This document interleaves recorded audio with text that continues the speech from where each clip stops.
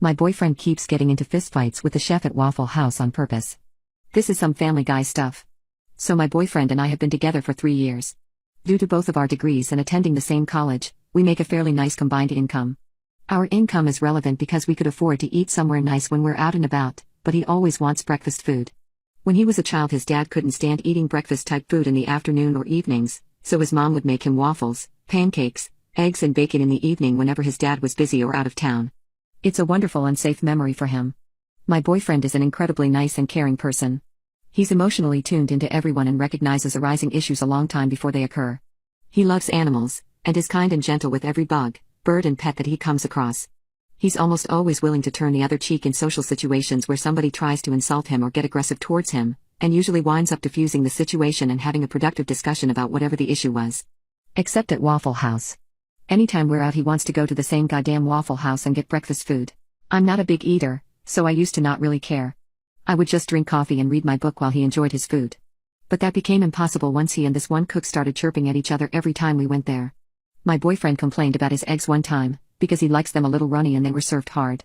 The cook responded by giving him scrambled eggs. When he brought it up again, the cook served him 2 hard-boiled eggs. I think it was just part of the cook's shtick, and it was kind of funny, but my boyfriend wasn't able to laugh it off.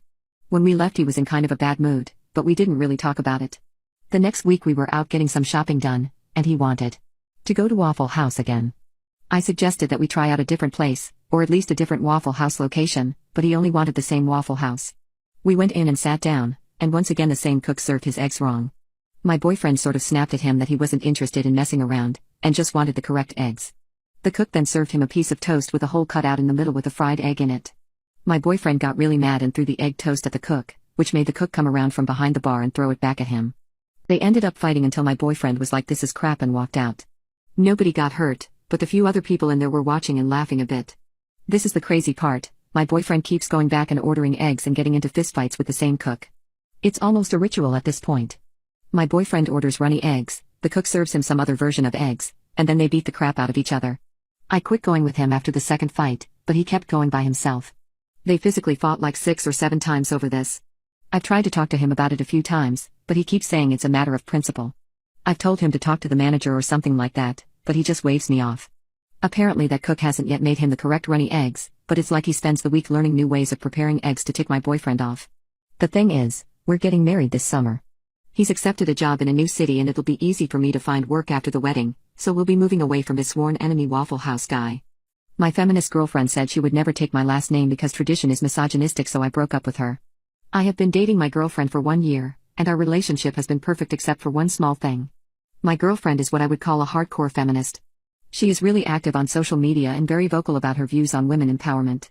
I actually thought it was one of her good qualities at first, and fell in love with how she would get so passionate about some topics. When the bald, stinking pig got famous on Instagram, she was one of the first ones to diss him out and did so brutally. She also got really passionate about the Barbie movie when it was released, and I thought it was cute how she dressed all pink to go watch it. But sometimes, she doesn't know where to draw the line, and last night was one such time. I was over at her place and we were just looking through our phones. One of our old friends had recently gotten married and posted on social media about how she was happy to take her husband's last name. Out of nowhere, my girlfriend said, "Oh my God, look at this misogynist tradition." I got dumbstruck and asked her what she meant. She began explaining how men had created this tradition to undermine women and that our friend was being manipulated into abandoning her family. I pointed out that she seemed happy to do it, and that no one had forced her into accepting that tradition. She just brushed off my comment, and kept going on about how all traditions were just made by men to degrade women. Once again, I tried pointing out that all tradition couldn't possibly have been created by just men. She paused and looked at me directly with a face that said, "Are you serious?" And then asked me, "Would you want me to take your last name?" I got a bit flustered because I had never really thought of marriage, so I just replied, "I mean, it would make me really happy if you do." After hearing that, it was like a switch was flipped in her head. She explained how I was emotionally manipulating her into accepting, and that I was a misogynist just like the others. I asked who others were, and she said that all men are secretly part of that group. I laughed and exclaimed that if all men were like that, then the word men would just be replaced with misogynists. She actually became angry at that point, and accused me of laughing at her feelings. I really didn't get why she was getting so worked up on this topic, as it really was irrelevant in my opinion. But I decided that it was just better to leave and go back to my house to give her some time to cool down. Before I reached home, I already had texts from her accusing me of being controlling and trying to undermine her. But I didn't think that I had said anything close to outrageous, and thought that her comments were unnecessary and demeaning. I really had to sit down and think for a minute. Did I really want to spend the rest of my life with someone who badmouths me and my character over something that is completely unrelated to me? I realized how toxic my girlfriend was actually being, and that I couldn't see a future where I would propose to her. Now, if this was something that she had picked up recently, I would have tried to get her into therapy. But she was like this from before we had even met. So I decided that it was just better to break it off because I had really lost feelings after she accused me like that. I texted her about my thoughts, and told her that we should go our separate ways. But she didn't like that at all, and went completely ballistic. She began saying that she was right, and that I was indeed a misogynist who didn't like when his girlfriend voiced her opinions. I knew that arguing with her would be pointless, so I just blocked her. But never did I expect that she would go on social media and do something even crazier. My for the street sister is trying to steal my baby. She's even trying to steal my husband. For context, my husband is James 39, I'm 29 and my sister is Tilly 30. When my husband and I found out I wouldn't be able to carry a baby, my sister offered to be our surrogate so we could still have a biological child. She did this totally unprompted and on her own. She had divorced her husband over a year ago and was settling into single life. We offered to cover all medical expenses and expenses for anything that could improve her life/pregnancy quality, as it's not legal to pay for a surrogate in my country.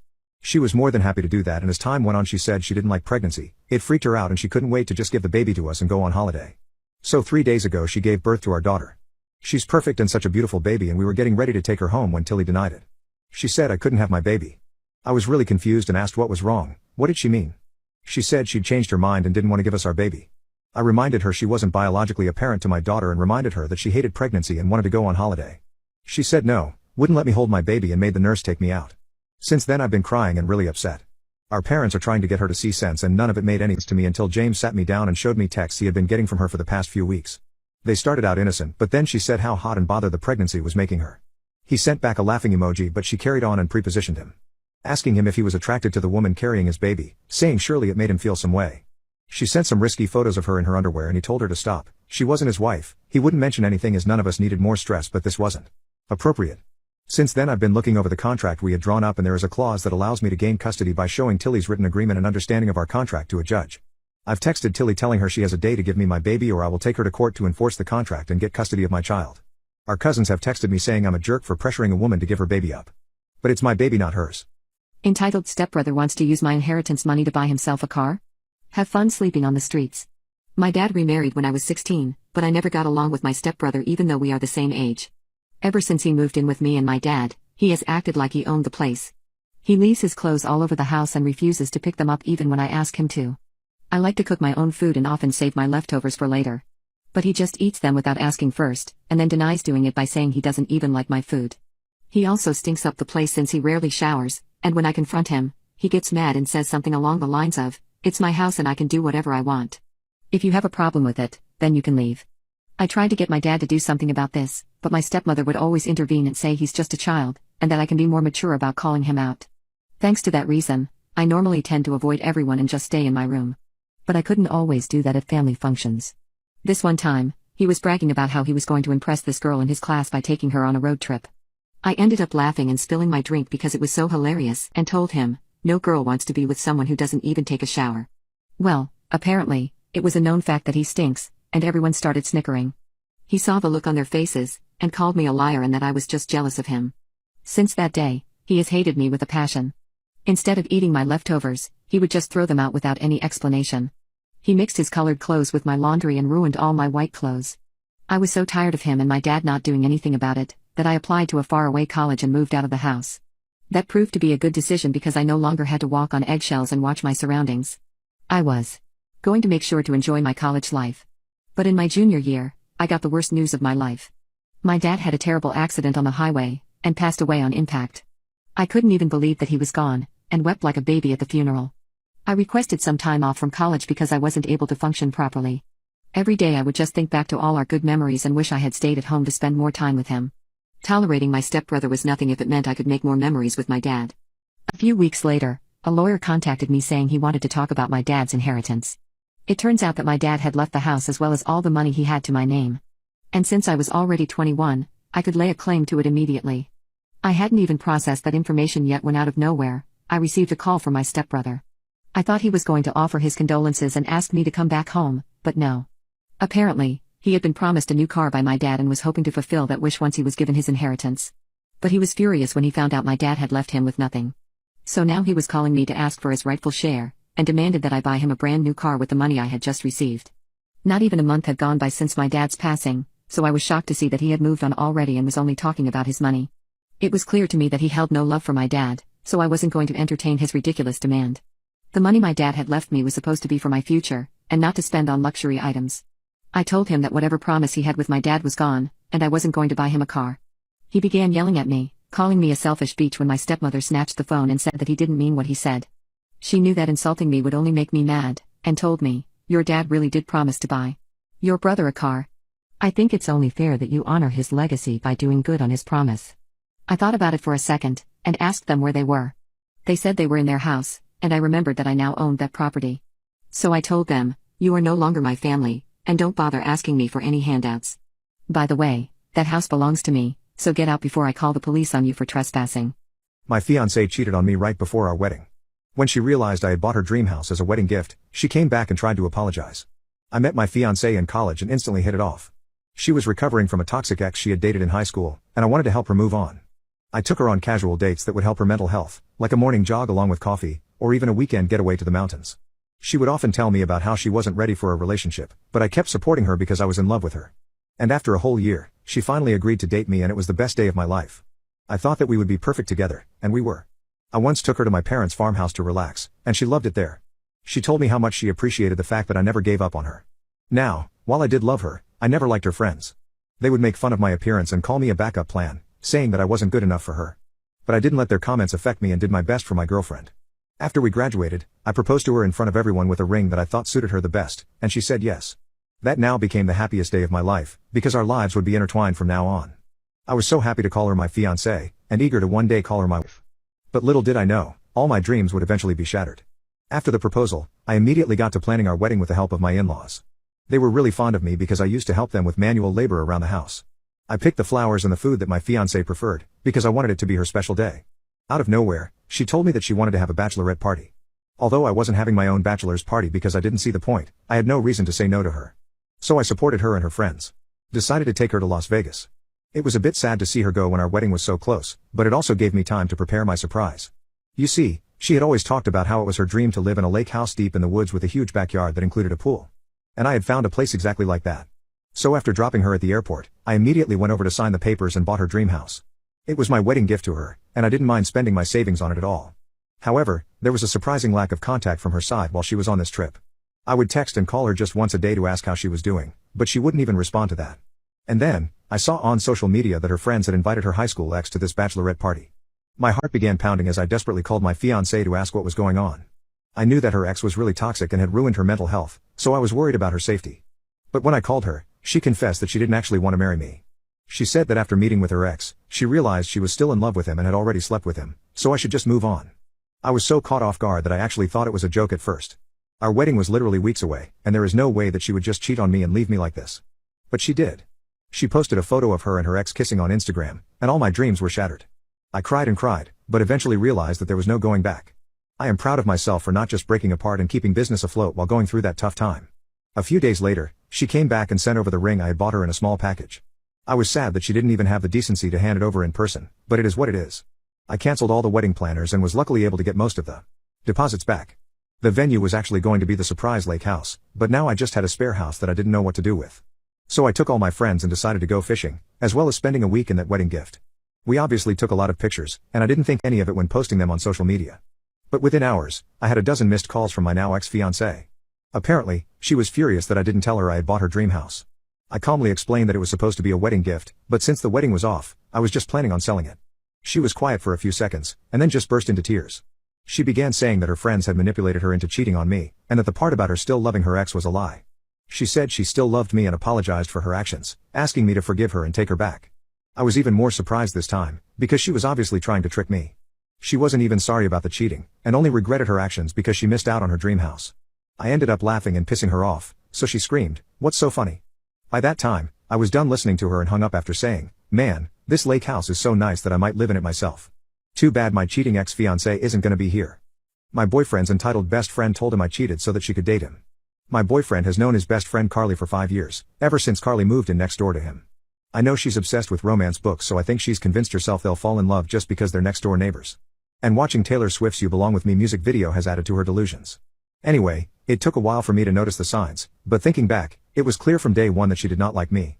For starters, when my boyfriend introduced me to her, she said, "Oh, so you're the little girlfriend." At first, I brushed it off, but everything got worse from that moment on.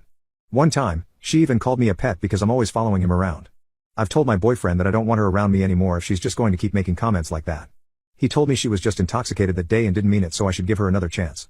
Plus, all his friends are her friends, so it would be impossible to go somewhere she isn't. But fine. I put my feelings aside just this once and gave her the benefit of the doubt. So, we end up going to a friend's house party. It's pretty PG stuff, so if she says anything wild, alcohol doesn't work as an excuse. We're one of the first people to get there and we're just talking with our other friends.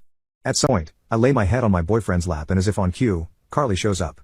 She comes running towards my boyfriend, calling him bestie, and has her arms wide open for a hug.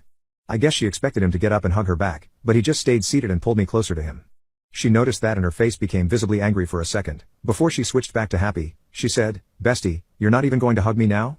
Is it because your girlfriend's here? Is she the jealous type?" I rolled my eyes at that. My boyfriend said, "No, I just don't want to hug you."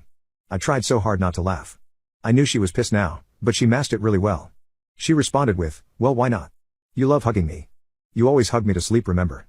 Come on, just hug me." I think she was trying to make me jealous because of her comment about him hugging her to sleep, which is so not true. My boyfriend just shook his head and she kinda gave up, but she threw the nastiest glare my way. Eventually, my boyfriend got up to get us something to drink and Carly ran over to sit next to me. She told me, "Listen, just because you have him now doesn't mean you'll always have him." I asked her what she meant by that even though it was so clear she wanted him. She said that I was just his plaything and he'll get over me once we have intimacy. Little does she know, he says I'm the best he's ever had. I asked her why she wanted him so badly and she denied it to the ends of the world.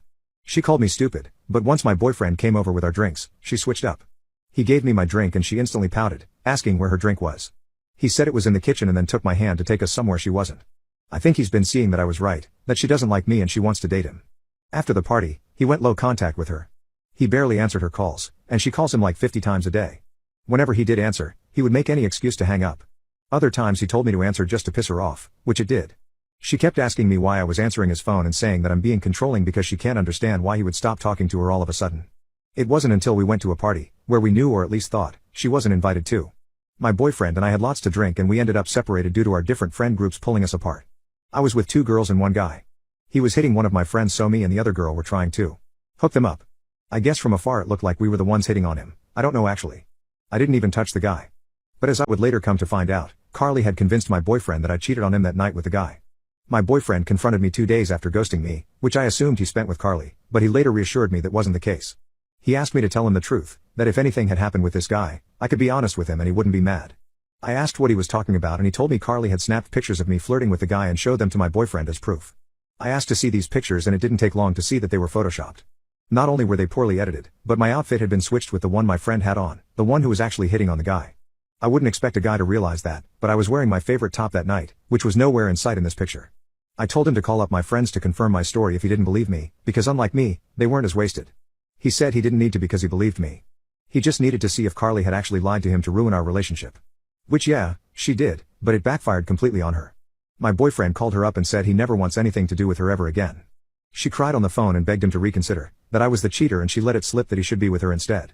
I laughed so loud at that. She was trying to hide it, but she had finally reached her breaking point and I was so happy I was there to witness it. My parents neglected me and told me I was a burden my entire life. Years later they went bankrupt and are asking me for money. For as long as I can remember, my parents have treated me like I intruded upon their life. They had me when they were 19, and still wanted to enjoy their life. So they would leave me off at home and go to parties or even overseas trips. You see, the doctors told my mom that it would be highly unlikely for her to have another kid after giving birth to me.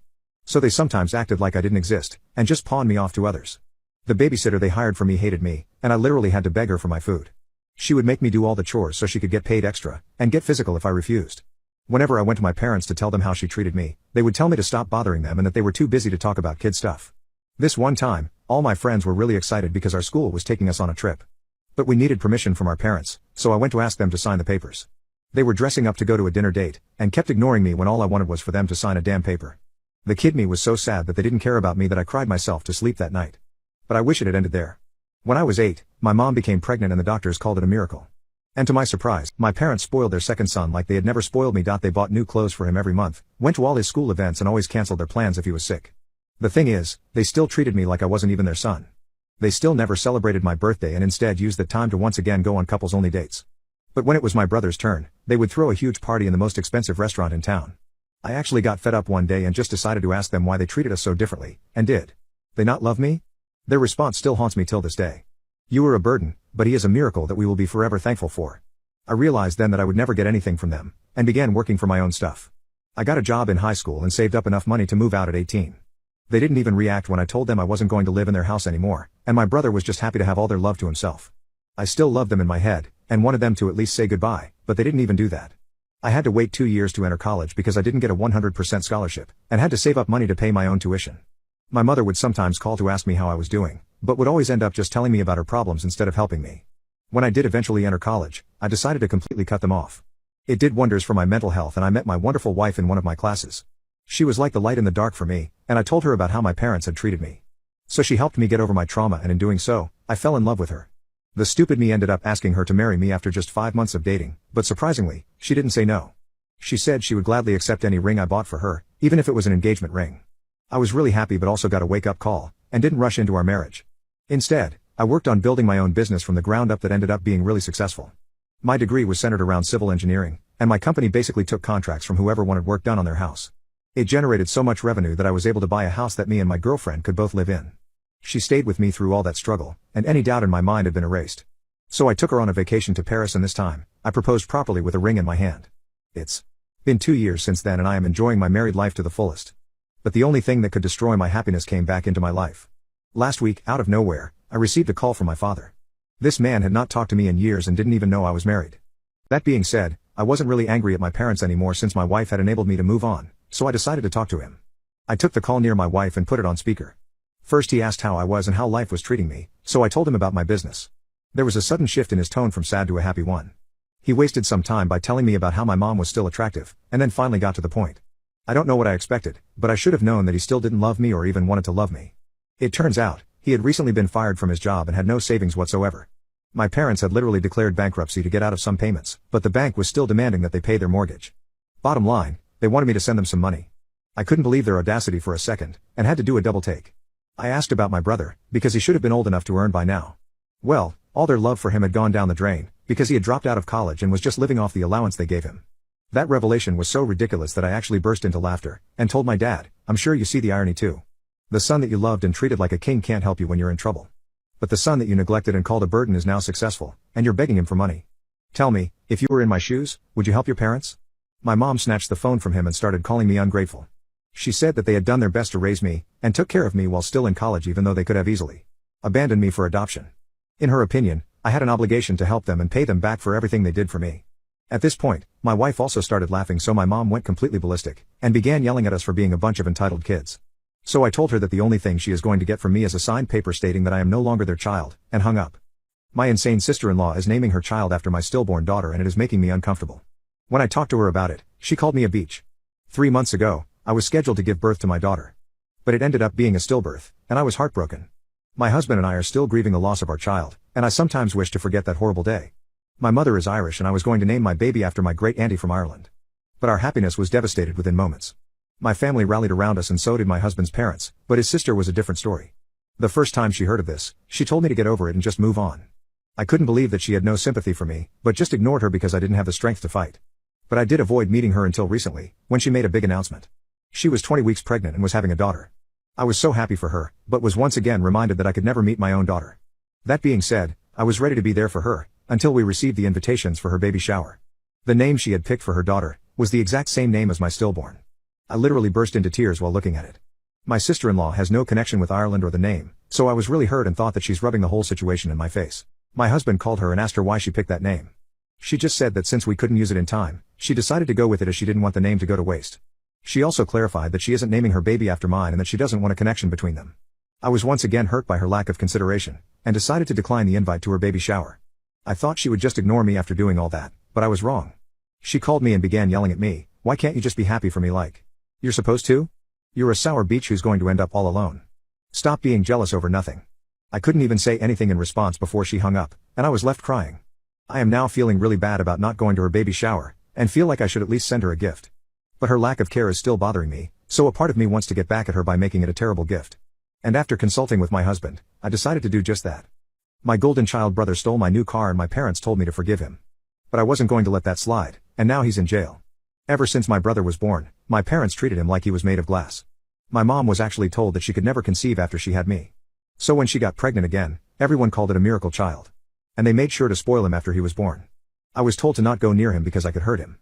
They went on a vacation to Bali with my brother but left me with my grandparents, even though I begged them to take me along. On my 10th birthday, all I wanted was to go to the playground for a while and enjoy myself. But they decided that it was more important to go and buy new clothes for their other child. As my brother grew up, he realized that he could ask for literally anything and my parents would never say no. He would ask to play with my toys, and suddenly they would become his forever. Because I always spoke up about how unfair my parents were treating us, he took offense to that. He would break things around the house like a flower pot or a beer glass, and then blame it on me. And of course my parents had to take his side. In fact, they even asked him how he wanted me to be punished, to which he would say, grounded for a whole week. Since he did that so often, my parents considered me a problem child and refused to celebrate my birthdays. When I was 13, I asked them why they treated us so differently, and their reply was, your brother was a gift from God. And looking at how much trouble you have been causing recently, we are glad we have another child to rely on for the future. I was so distraught over my parents not loving me that I cried myself to sleep that night. I was even bullied at school because I didn't have any stuff while my brother had all the new gadgets. But I didn't fall into depression, and instead decided to prove to them that I'm not a useless son. I graduated from high school as a valedictorian and thought that they would praise me. But my brother didn't like that the spotlight was on me, and decided to throw a tantrum about not getting enough attention. So instead of going to my graduation party, my parents took him to his favorite restaurant and treated him to a giant meal. That day onwards, I decided to just keep to myself. I was still living under their roof, but I hardly talked to anyone and only went down for lunch and dinner. It wasn't easy to do that as they were always worried about my brother and what he was doing anyway. I got a full scholarship to the college of my choice, and began focusing on my studies. I impressed one of my freshman professors, and got hired as his assistant the following year. When my brother turned 18, our parents bought him a brand new car even though he hadn't even applied for any colleges. And he made sure to flaunt it in my face by saying, why don't you go out with friends on car trips like I do? Oops, I forgot that you don't have a car in the first place. That lit another fire inside me, and I began working on buying my own car. But I didn't just want to settle for a cheap model, and wanted to outdo him. After all, buying something more expensive than his car with my own money would be the perfect revenge in my opinion. So I got a job and started saving up money. I had to live with my parents so I could save up on rent, but I tolerated their abuse for the sake of my goal. One of my friends told me that his dad owned a car dealership, and could help me out. So I went over with all the money I had at the moment in the hopes of securing a car. To my surprise, my friend had already told his dad about my situation, and he agreed to lend me a second-hand Dodge Challenger if I paid him a certain amount every month. I asked him why he was doing this for a stranger, but he just laughed and said that if his son praised me, then I must be a good person. I am successful enough to not worry about my finances, and the thing that matters to me the most is my son's happiness. That is what he told me, and I was absolutely elated because I love the car. I immediately drove it around for a bit, but had to go home because I was getting sleepy. I had already decided to begin looking for an apartment at that point. But never would I have guessed that my brother would do something terrible. He saw my car parked in the driveway and threw a tantrum to our parents about how it was unfair that my car was better than his. But since I had bought it with my own money, there was nothing they could do for him. Thinking that I had finally gotten some payback, I went to sleep and put my car keys on my desk. But when I woke up the next day, I noticed that the keys were gone. I rushed outside and was shocked to see that the car was also missing, and so was my brother. I asked my parents about what was going on, and they said they had no idea. I waited for a few minutes and called some of my friends, but no one knew where the car was. I was getting really anxious about the whole situation, and that's when my brother pulled up into our driveway. Only that he was in my car, and not his. Both the front and back bumper on my car were missing, and the driver's window was slightly cracked. I ran out shouting, "What did you do to my car?" But he just shrugged his shoulders and laughed. Well, I decided to take it for a spin because this baby deserves a good driver. But turns out that it's actually a piece of trash and just fell apart on its own. Looks like you got scammed on this one. My eyes actually began to fill up with tears as I saw how he had wrecked my car and was clearly lying about it. I screamed at him, "You stole my car and crashed it just because you were jealous." But at this point, my parents decided to step in and once again, take his side. My mother hugged him and asked if he was alright, while my dad said, "You can't accuse someone like that. He wouldn't lie about crashing your car, and you need to believe your family's words." When I pointed out that he had literally stolen my car, they said that he only borrowed it and that I should just let it go. They didn't even wait for my response and just began walking back inside. But little did they know, I had a trick up my sleeve. You see, I already knew that the golden child was going to try something like this, and prepared for it by installing a camera inside my car. I immediately called the cops and explained the situation, and showed them the clip as proof. They knocked on my door and to the absolute horror of my parents, arrested my brother for stealing my car.